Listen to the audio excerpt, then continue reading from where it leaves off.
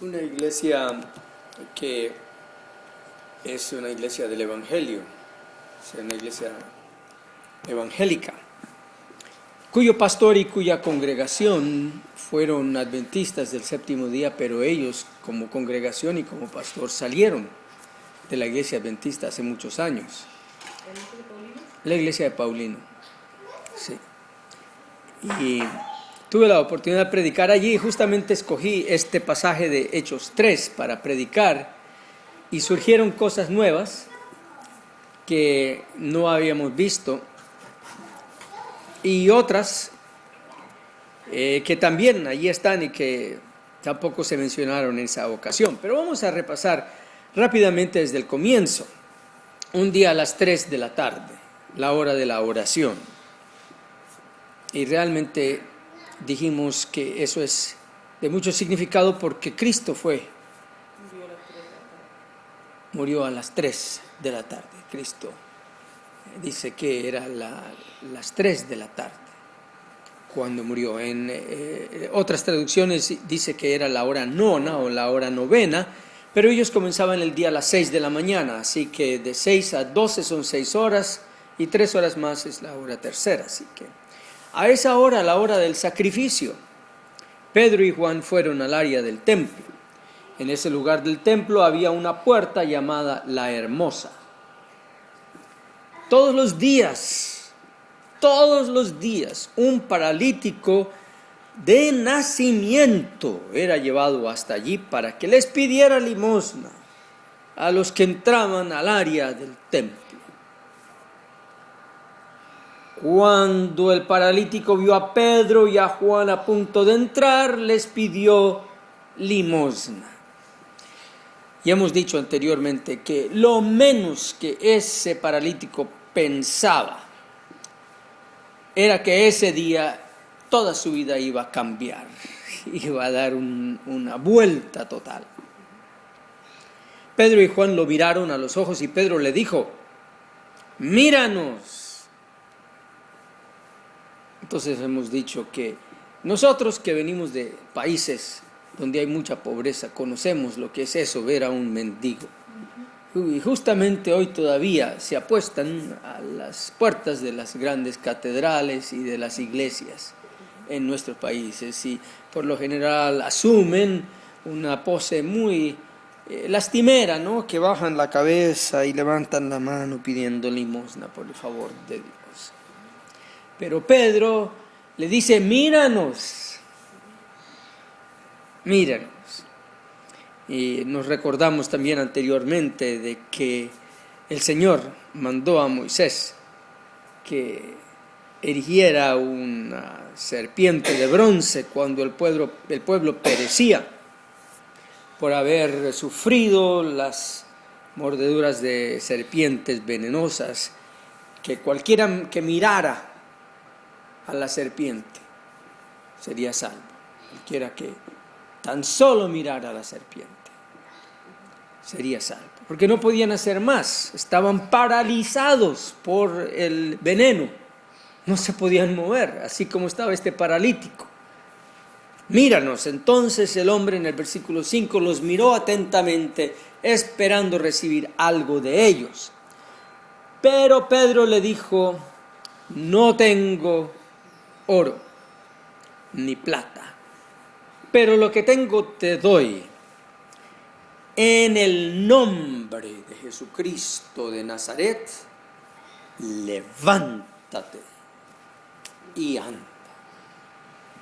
Entonces Pedro lo tomó de la mano derecha y lo levantó. De inmediato las piernas y los pies del hombre se fortalecieron. El hombre saltó, se puso de pie y comenzó a caminar. Entró al área del templo con ellos, caminando, saltando y alabando a Dios. Ahora, esta es una pregunta que les quiero dirigir, que no habíamos visto en ocasiones anteriores. ¿Cuál fue el verdadero milagro? Una pregunta interesante, porque cuando uno lee la Escritura hay que mirar por debajo de lo obvio. Lo obvio pues ahí está el milagro, ¿no? El milagro que él estaba alabando a Dios. ¿Por qué? Por el milagro de haber tenido a Dios. Pero ¿por qué sucedió ese milagro? Por su fe. Ahí está el milagro. Por su fe. Que después de tantos años de estar en esa condición, tuvo fe. Sí, porque lo más probable es decir, olvídate, ¿cómo voy a levantar? Era un hombre que había perdido la fe. Lo traían a él allí, ya habíamos hablado de eso, lo traían a él allí para que mendigara. En otras palabras, se estaban aprovechando de él, lo estaban explotando, aprovechándose de su parálisis, aprovechándose de su tragedia. Y él no titubeó ni cuestionó que no podía, sino respondió al mandato que Pedro le dijo, levántate. Bueno, él no tanto que respondió al mandato, porque él ni levantó la mano. No, pero lo que quiero decir es que él No cuestionó. No cuestionó que lo más normal de una persona hoy en día sería, oh sí, levántate tú, que tú puedes, pero ¿cómo espero que yo me voy a levantar? Ahora, ese es el verdadero milagro, que después de haber perdido la fe, al escuchar el nombre de Jesucristo, Jesús, el Cristo, Jesús para él significaba, porque él sabía el idioma, ¿no? Jesús significa Salvador, el Cristo. No nos dice aquí si él había escuchado el nombre de Jesús Cristo antes. No nos dice. Tal vez él había escuchado de Jesús anteriormente, no sabemos. Pero es la fe que trajo el nombre de Jesús Cristo a un hombre que había perdido la fe. O a lo mejor tampoco la tuvo. Porque este milagro de que un paralítico de nacimiento pueda caminar es repetible hoy en muchos aspectos. Hay niños que nacen mal de sus piernas y les pueden enderezar las piernas de tal modo que puede caminar hoy, sea con prótesis, sea con ejercicios. Allí está ese atleta que participó en las Olimpiadas con unas piernas como unos pies y piernas postizas de prótesis. Y bueno, ocupó buenos lugares y se granjeó los aplausos y la admiración de la gente. Este hombre, pues tenía fe. La operación se le hicieron a los 11 meses a este hombre, que se llama Pristus, un nombre así raro, Pristus. Ahora él se ha abocado al golf. Ahora él va a ser golfista. Pues es un hombre que tiene mucha fe en la capacidad humana. Pero en ningún lugar hemos leído que él ha confesado fe en Jesucristo. Tal vez sí, tal vez no, pero no hemos leído eso. No ha salido en las noticias. Los médicos que lo han estado interviniendo seguramente tenían fe en lo que ellos podían hacer. Pero fe en el nombre de Jesucristo es algo que difícilmente se ve hoy. Así que aquí hay un milagro debajo de otro milagro. El milagro obvio es que sus pies se fortalecieron y saltó y comenzó a caminar y entró al área del templo con ellos, caminando, saltando y alabando a Dios.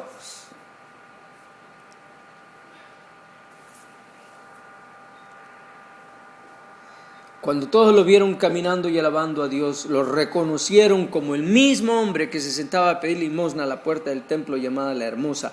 Quedaron sorprendidos y asombrados por lo que había pasado. En el pórtico de Salomón, entonces se fueron caminando y saltando. Desde la puerta de La Hermosa, que se llamaba La Hermosa, hasta el pórtico de Salomón. El hombre que había sanado no soltaba a Pedro y a Juan. Toda la gente, sin salir de su asombro, corrió hacia donde estaban ellos. Cuando Pedro vio lo que estaba pasando, les dijo: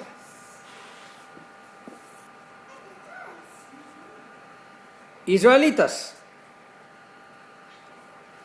¿por qué, mirando ahora a la izquierda, varones israelitas, por qué se maravillan de esto? ¿O por qué ponen los ojos en nosotros como si por nuestro poder o piedad hubiésemos hecho andar a este? Ahora, qué gran diferencia a lo que se escucha hoy en día. Hoy en día tuviéramos a Pedro diciendo, hablando de una manera, de esta manera, ¿no? Tenemos a los Pedros y a los presuntos Pedros y Juan que se ponen en la iglesia y dicen: hermanos, yo tengo ahora un ministerio de sanidad. El Señor me ha llamado como apóstol de sanidad. Y yo les voy a contar cómo Dios cambió mi vida. Yo, Pedro, era un pescador. Blasfemaba, hablaba mal, tosco, rudo, mugriento. Peleaba con los otros pescadores por los peces y les quitaba las redes y les robaba los peces a ellos. Y Juan decía: no, yo te gano, Pedro, porque yo era peor que tú. A mí me llamaban el hijo del trueno. Y yo también era pescador. Y yo blasfemaba más que tú.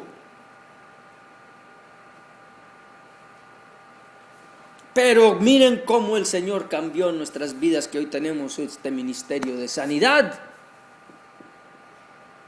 Y les pedimos que ustedes pasen adelante, porque nos hemos consagrado a este ministerio. Y así hay algunos que hasta se quitan la chaqueta y golpean a la gente, y con la chaqueta sanan a la gente. No sé si han visto eso en televisión: se quitan la chaqueta o se quitan el sombrero, y ¡fum, fum! Cae la gente así. ¡Uy, qué gran espectáculo! Ahora, eso es... Cuando hay milagros hoy, eso es lo que se ve, la gente hablando de ellos mismos. Pero aquí vemos el paralelo completamente opuesto. Aquí dice: ¿por qué Ponéis los ojos en nosotros. ponen sus ojos en nosotros? En otras palabras, él está tratando de distraer a la congregación y al pueblo que está dando, de que los vean ahí, sino de que vean en realidad cuál fue el milagro, que fue la fe en Jesucristo. Ahora dice: como si por nuestro poder o qué, O piedad. o piedad. Yo me pregunto, ¿acaso ellos no tenían piedad?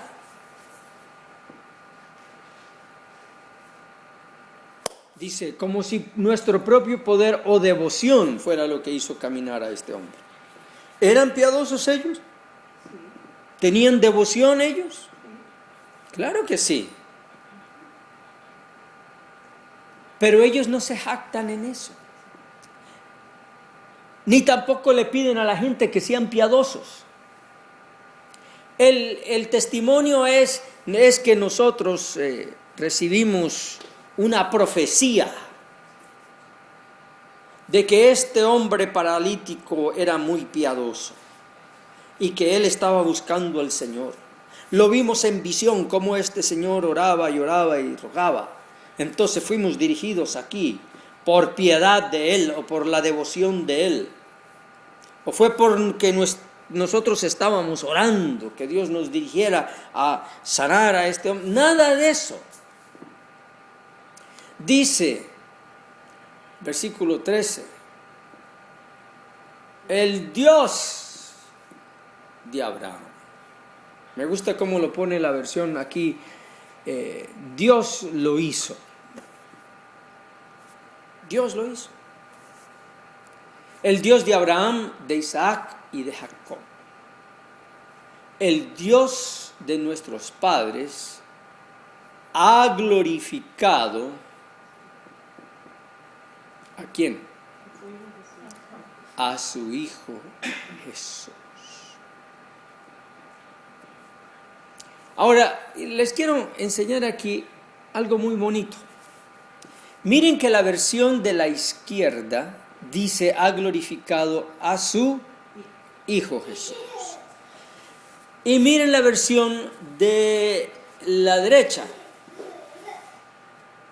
Y de todos nuestros antepasados, le dio honra. Vamos a poner un poquito más grande.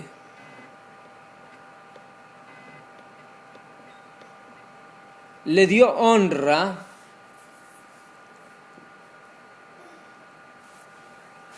¿a quién? A Jesús su siervo. Bueno, ¿qué es? ¿Qué es lo que dice el de la izquierda? ¿Ha glorificado a quién? A su Hijo Jesús. Pero el de la derecha dice ¿qué? Su siervo. ¿Cómo las versiones se contradicen, ¿no? Por un lado dice siervo, por otro lado dice hijo, al fin y al cabo. Pero ahí no se contradice, porque el Señor mismo dijo que Él vino a servir.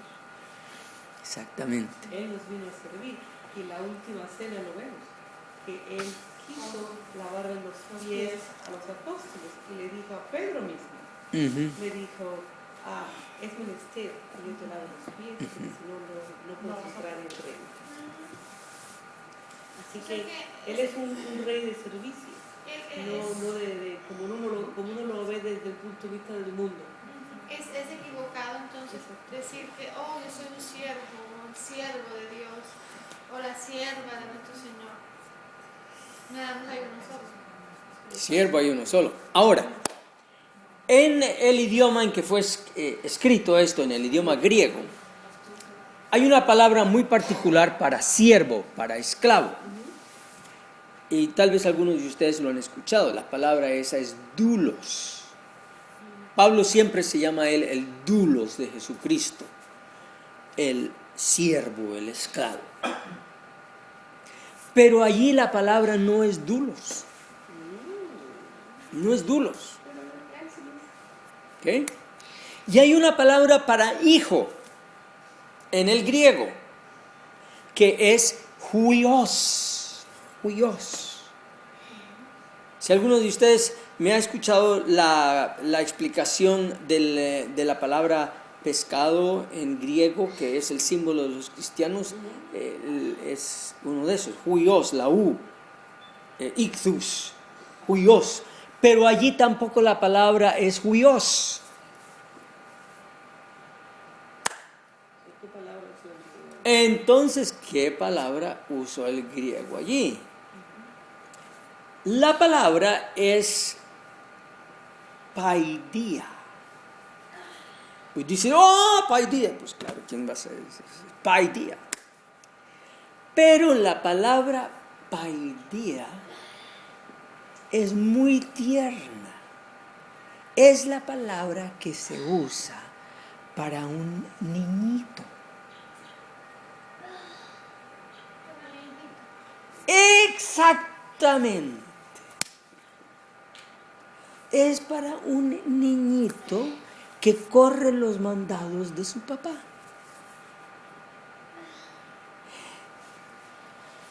En algunas traducciones hasta usan su infante.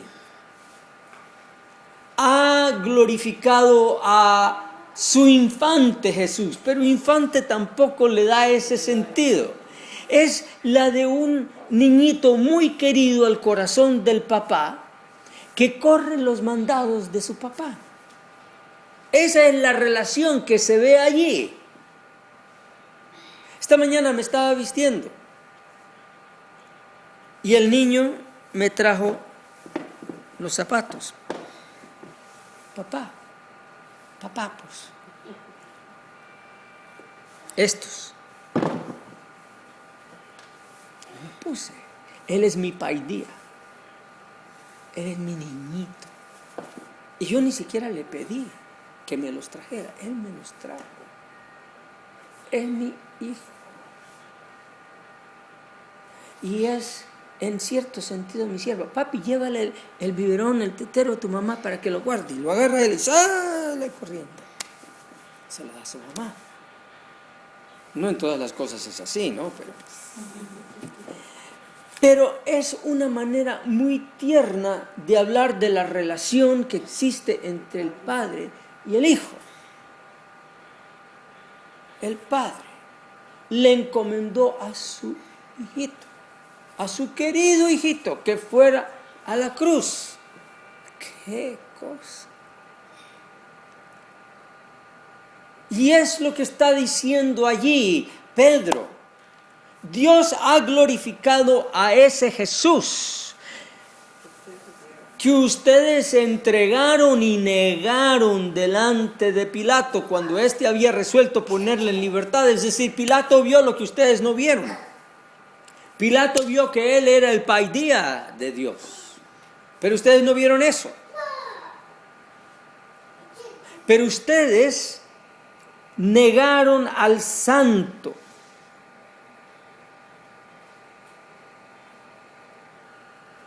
Y al justo, y pidieron que se les diera un homicida.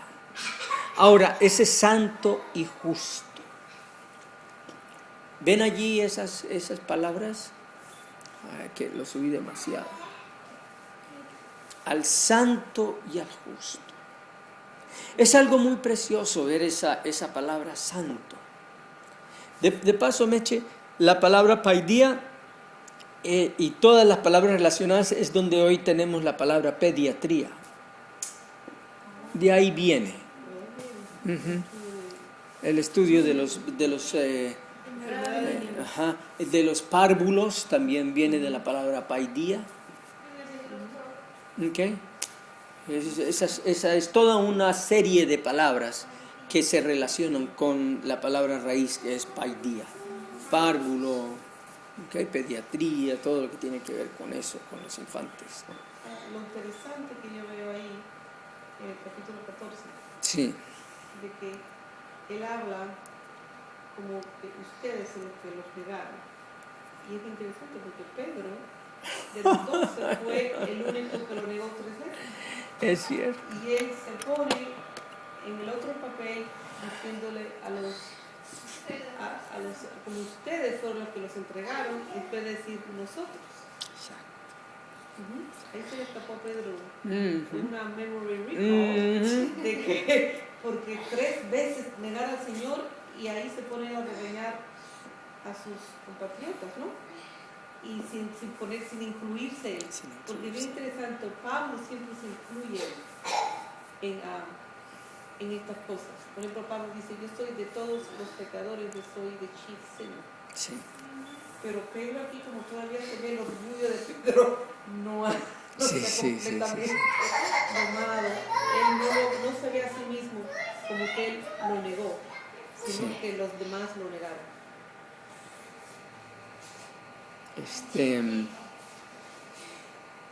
¿A dónde vamos aquí? Tal vez. Estamos en el 14:15. Estaba hablando del santo y justo, llegaste y pediste que diera un homicida. Estoy tratando de ver aquí un versículo, pero no lo Yo pensaba que lo había puesto, yo lo había podido haber subido al internet, pero no subió.